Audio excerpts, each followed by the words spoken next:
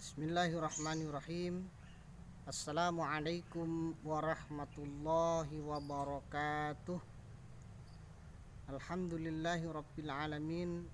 Wassalatu wassalamu ala asrafil anbiya'i wal mursalin, nabiyina wa syafi'ina wa maulana Muhammadin wa ala alihi wa sahbihi ajma'in, amma ba'd. Puji syukur kepada Allah kita panjatkan. Salawat dan salam mudah-mudahan tetap tercurah kepada Nabi kita Muhammad Sallallahu Alaihi Wasallam. Dalam kesempatan yang berbahagia ini, mari kita senantiasa bertakwa kepada Allah, senantiasa menjalankan perintahnya dan menjauhi larangan-larangannya. Dalam setiap kesempatan kita hendaknya semuanya bernilai ibadah kepada Allah. Sebab Allah Subhanahu wa Ta'ala sampaikan, wa ma umiru illa liya'budullaha mukhlishina lahuddin hunafa'a wa yuqimus salata wa yu'tuz zakata wa dzalika dinul qayyimah. Tidaklah diperintahkan seseorang kecuali untuk beribadah mukhlishina lahuddin, dengan ikhlas. Lahuddin itulah agama yang hanifah, yang suci. Wa yuqimus salata wa yu'tuz zakat, dirikan salat, tunaikan zakat, wa dzalika dinul qayyimah, itulah agama yang lurus. Saudaraku rahimakumullah, Allah perintahkan kepada kita untuk senantiasa beribadah. Ibadah terbagi menjadi dua kelompok besar. Yang pertama ada ibadah mahdhah namanya, yaitu ibadah yang formal seperti sholat, puasa, zakat, haji. Itu ibadah mahdhah, ibadah yang langsung urusannya kepada Allah Subhanahu wa Ta'ala. Ada juga ibadah ghairu mahdhah, ibadah yang istilah katanya non formal, yaitu ibadah yang ada kaitannya dengan makhluk, seperti kita menolong orang lain, bahkan menyingkirkan batu dari jalanan, itu akan menjadi nilai ibadah. Bahkan senyum akan menjadi ibadah. Saudaraku rahimakumullah, semua itu akan dinilai ibadah oleh Allah. Maka apabila diniatkan mukhlisin, dengan cara yang ikhlas. Orang yang berpuasa dilakukan dengan cara yang ikhlas, maka puasanya dinilai sebagai ibadah. Sebaliknya, puasa tidak dilandasi dengan ikhlas, maka tidak akan bernilai ibadah. Sholat begitu, zakat begitu, berhaji, kalau hanya ingin dipuji oleh orang lain atau disebut Pak Haji 3 kali, Pak Haji 5 kali, maka tidak akan menjadi nilai ibadah.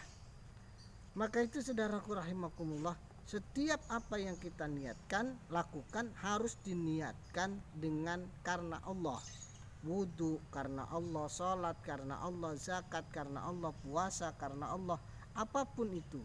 Bahkan ketika kita bekerja setiap hari, berangkat dari rumah, niat bismillahi tawakkaltu 'alallah la haula wala quwata illa billah. Niatkan untuk ibadah kepada Allah, mencari rahmat dan ridho Allah. Insya Allah semuanya akan menjadi nilai ibadah dan akan kita ambil pahalanya nanti ketika kita berpulang kepada Allah Subhanahu wa Ta'ala. Saudaraku rahimakumullah, ini yang terpenting lagi, di dalam hadis Rasul kita bisa simak bahwasanya innama a'malu binniyat, sesungguhnya amal itu tergantung kepada niat. Wa innama likulli manawa, bagaimana niatnya. Perbuatan itu harus diawali dengan niat, dan semua perbuatan tergantung niat. Faman kana hijratuhu ilallahi wa rasulih, siapa yang berhijrah berangkat dari rumahnya ketika sebelum Fathu Mekah, berangkat dari rumah, berhijrah karena Allah dan Rasulnya, maka Allah Subhanahu wa Ta'ala akan memberikan pahala fahijratuhu ilallah wa rasulih.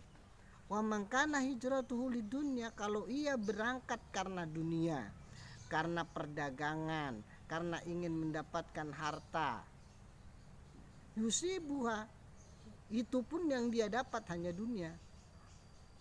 Awim ra'atin, atau karena menikah, yang kihuha, menikahi perempuan, fahijratuhu ila ma hajara ilaih, maka yang akan didapat hanya urusan dunia itu.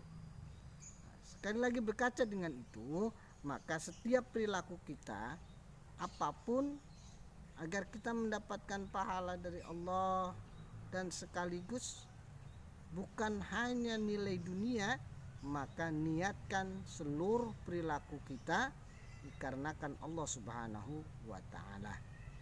Perilaku baik kalau kita niat karena Allah, sekalipun tidak jadi kita lakukan, tapi betul-betul sudah niat, ada tekad. Tapi kalau niat-niat aja nggak ada maksud, ya ini batal niatnya. Kita sudah berniat nih membantu orang lain, pokoknya nanti saya akan membantu orang lain, membagikan harta sebagian harta kita.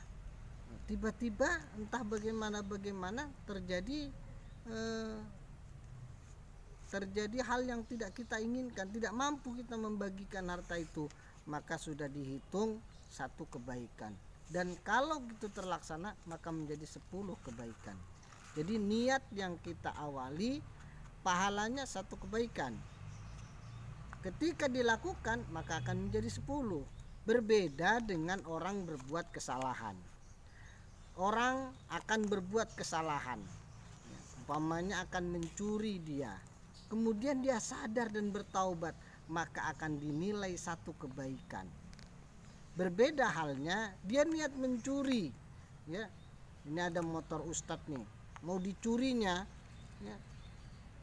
Tapi karena ada yang lihat nggak jadi, maka itu termasuk dosa. Ya.